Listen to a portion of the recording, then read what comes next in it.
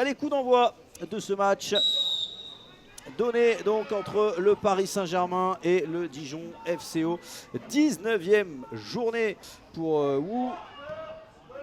Mais ça reste dans les pieds dijonnais avec Morgan Martins, le centre capté sans problème par la gardienne internationale française. Bon, on voit bien cette équipe de Dijon très appliquée qui respecte les consignes de son projet de jeu. Attention, Marie-Antoinette Katoto qui est trouvée sur ce côté. Oh, elle est passée en face à face. Et voilà le premier but du match signé Marie-Antoinette Katoto pour le Paris Saint-Germain. Elle a fait la différence finalement toute seule dans la surface de réparation. Grande joueuse, on le sait, il n'afford pas beaucoup d'occasions. Donc là, belle percussion dans l'axe de Marie-Antoinette Katoto qui vient éliminer sur son contrôle le premier adversaire qui se trouve donc face à la gardienne et qui vient ajuster du plat du pied.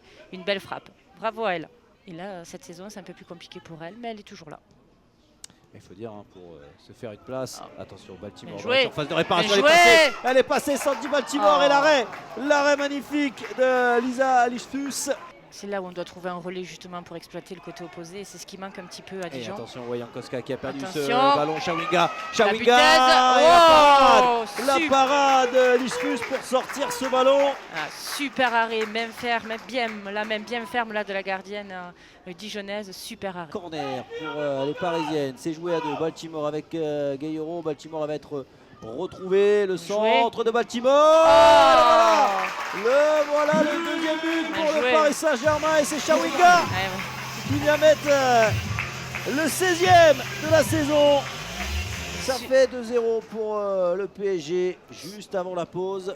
Ouais, super bien joué à la réception donc de Shawinga.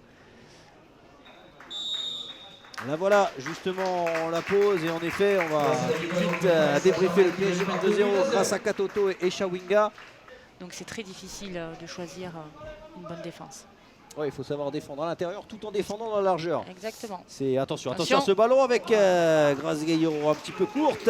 Et là voilà, là il manque un relais là milieu pour pouvoir jouer côté opposé. Et Wu qui a tenté de jouer directement sur Véron. Gayoro avait tout vu. Attention derrière, ça peut aller très vite avec Gayoro toujours qui n'est pas attaqué. Shawinga qui va récupérer ce ballon dans la surface. La frappe bravo au premier poteau.